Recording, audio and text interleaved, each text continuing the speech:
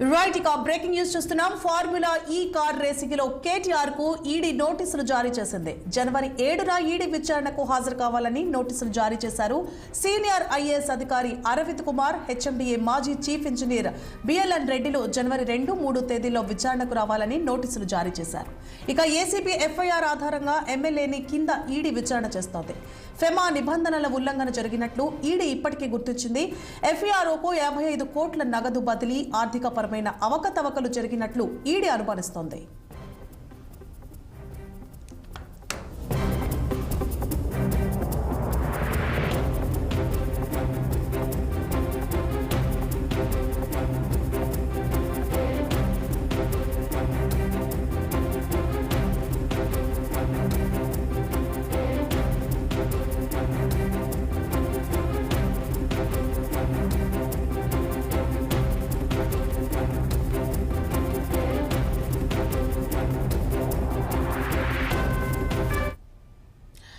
Right, ఇక breaking news చూస్తున్నాం. Formula ఈ కార్ రేసింగ్ లో కేటీఆర్ కు ఈడీ నోటీసులు జారీ చేసింది. జనవరి 7న ఈడీ విచారణకు హాజరు కావాలని నోటీసులు జారీ చేసింది. ఇదే అంశానికి సంబంధించి మరింత సమాచారాన్ని మా political bureau chief Ram live లో అందిస్తారు. రామ్.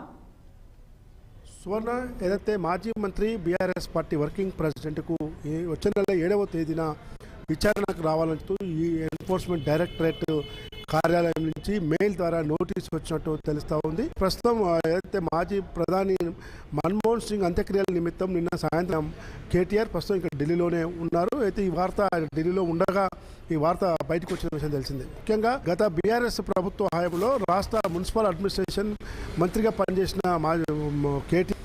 కేటీఆర్ అయితే ఫార్ములా ఈ కార్ రేస్ విషయంలో హైదరాబాద్లో జరిగిన ఈ సంఘటనలో 55 కోట్ల రూపాయలను ఎలాంటి ఆర్థిక నియమ నిబంధనలు లేకుండా మనీ లాండరింగ్ అని చెప్పి కోరుతూ రాష్ట్రంలో కాంగ్రెస్ పార్టీ అధికారంలోకి వచ్చిన తర్వాత దీనిపైన కమిషన్ వేసింది. ముఖ్యంగా మున్సిపల్ అడ్మినిస్ట్రేషన్ నుంచి ఈ నిధులు ఆర్థిక లాభాలు జరిగాయి, అసలు ఇది నిబంధనల విరుద్ధంగా జరిగాయని చెప్పి మున్సిపల్ అడ్మినిస్ట్రేషన్ నుంచి ఏసీబీకి ప్రిపేర్ చేసింది. ఏసీబీ ఏదైతే మున్సిపల్ అడ్మినిస్ట్రేషన్ ఫిర్యాదును ఏసీబీకి ఫిర్యాదు చేయడం కోసం ప్రభుత్వం, ఎందుకంటే క్యాబినెట్ హోదారం జరిగింది కాబట్టి గవర్నర్ జిష్ణుదేవ్ వర్మ అనుమతి కోసం కూడా చాలా రోజులు వెయిట్ చేసింది. 4 రోజుల తర్వాత గవర్నర్ జిష్ణుదేవ్ వర్మ అనుమతి రావడంతో ఇక ఏసీబీ ప్రక్రియను స్పీడప్ పెంచింది. గత అసెంబ్లీ సమావేశాల్లోనే ఈ ఏసీబీ నోటీసులు ఇవ్వటం, అసలు అదే రోజు కేటీఆర్ను అరెస్ట్ చేస్తారంటూ పెద్ద ఎత్తున ప్రచారం జరిగింది.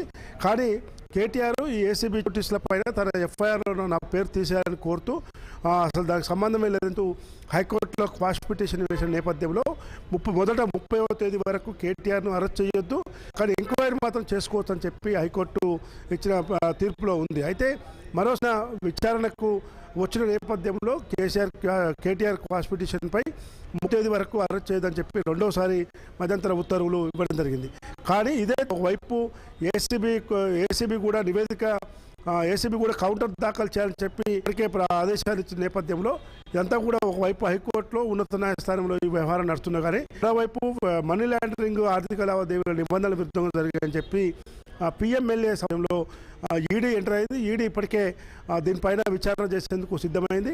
అయితే అప్పుడు మంత్రి, ఇప్పుడు బీఆర్ఎస్ పార్టీ వర్కింగ్ ప్రెసిడెంట్ కేటీఆర్కు ఈ నోటీసులు సర్వ్ చేసినట్టు తెలుస్తూ ఉంది. ఆయనతో పాటు ప్రస్తుత ఐఏఎస్ అధికారి అరవింద్ కుమార్, అదేవిధంగా మాజీ హెచ్ఎండిఏ చీఫ్ ఇంజనీర్ బిఎల్ఎన్ ముగ్గురికి కూడా ఈడీ నోటీసులు సర్వ్ చేశాడు. ఎందుకంటే ఏసీబీ ఇచ్చిన ఎఫ్ఐఆర్లో A1 KTR, A2 Aravind Kumar, A3 BL Reddy కూడా ఇప్పటికే ఏసీబీ కేసులో ఉన్నారు. కాబట్టి ఇప్పటికే మున్సిపల్ అడ్మినిస్ట్రేషన్ ప్రిన్సిపల్ సెక్రటరీగా ఉన్న దానకిషోర్ని ఇప్పటికే విచారించింది. దానకిషోర్ సంబంధించిన ఫైల్ అవన్నీ రికార్డులను కూడా పరిశీలించినట్టు తెలుస్తూ ఉంది. కాబట్టి ఈ విచారణ వేగవంతం చేసిందని చెప్పి అనుకోవాలి.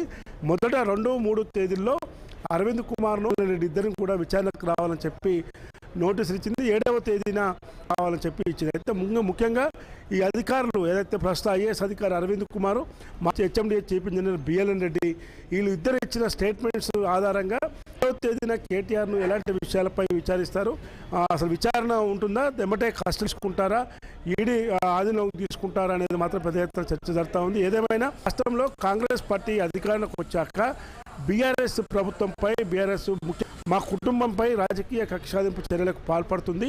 ప్రజలకు ఇచ్చిన హామీలను అమలుతో ఘోరంగా విఫలమైన ప్రభుత్వం. మేము ప్రజా సమస్యల పోరాటాలు చేస్తుంటే, ముఖ్యంగా రైతు భరోసా మాఫీ, ఇది ఇతర 100 రోజుల్లో 6 గ్యారెంటీల అమలు వంటి అంశాలపై పోరాడుతుంటే ఇలాంటి కక్షలకు పూనుకుంటుందని చెప్పి బీఆర్ఎస్ పార్టీ పెద్ద ఎత్తున ఆరోపిస్తుంది. ఈ నేపథ్యంలోనే ప్రస్తుతం ముఖ్యమంత్రి రేవంత్ రెడ్డి వైపు కాళేశ్వరం ప్రాజెక్టులో జరిగిన అక్రమ కమిషన్ వేశారు.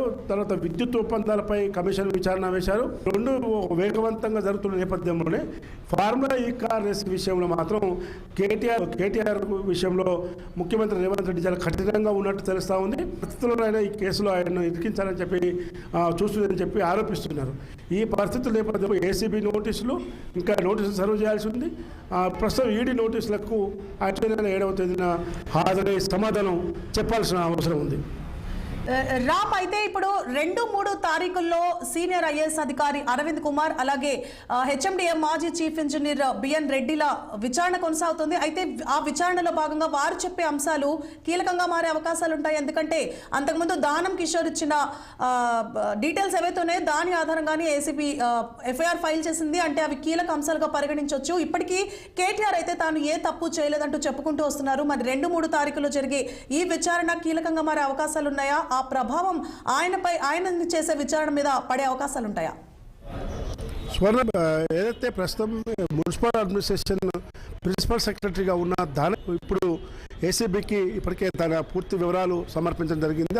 ఆ రోజు జరిగిన పరిణామాలు ఏంటి, ఏ విధంగా మనీ ట్రాన్స్ఫర్ అయింది, హిమాయత్ నగర్లోని ఇండియన్ ఓవర్సీస్ బ్యాంక్ నుంచి అయిందని చెప్పాడు. అయితే ఈ విషయం పైన కేటీఆర్ 2 సార్లు అధికారికంగా తెలంగాణ భవన్లో మీడియా సమావేశం ఏర్పాటు, దానికి సంబంధించిన ఈ ఫార్ములా కార్ రేసు ఇక్కడికి కంపెనీ ఎఫ్ఐఏ కంపెనీ తీసుకొచ్చి అసలు ఏ విధంగా ప్రాసెస్ జరిగింది, ఎందుకు చేయాల్సి వచ్చింది, దానివల్ల మనకు ఉపయోగం ఏంటి, అసలు ప్రపంచ హైదరాబాద్కు బ్రాండ్ ఇమేజ్ తీసుకురావడం కోసం మేము చేసిన కృషి ఏంటి అనే అంశాలపైన ఆయన శబ్దంగా 2 సార్లు మీడియా సమావేశం ఏర్పాటు చేసి వివరించాడు. కానీ గత అసెంబ్లీ సమయంలో ఏసీబీ నోటీసులు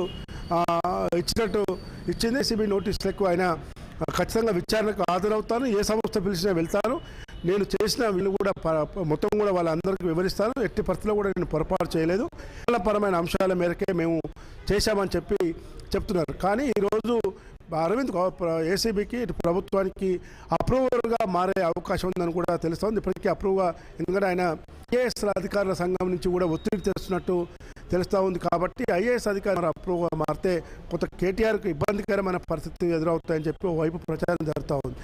చీఫ్ మాజీ ఇంజనీరు బిఎన్ రెడ్డి వ్యవహారం కూడా ఆయన కూడా అప్రూవ్గా మారుతారా, లేదా పరిణామాలపై విచారణకు విషయాలు చెప్పి వివరిస్తారా? జనవరి 2-3 తేదీల్లో ఈ విచారణకు ఏదైతే అరవింద్ కుమార్ తర్వాత బిఎన్ వేరుగా విచారణకు హాజరు కావాల్సి ఉంది. జనవరి 7వ తేదీన కేటీఆర్ ఈడీ విచారణకు హాజరు కావాల్సి ఉంది. Right, thank you for the updates Ram.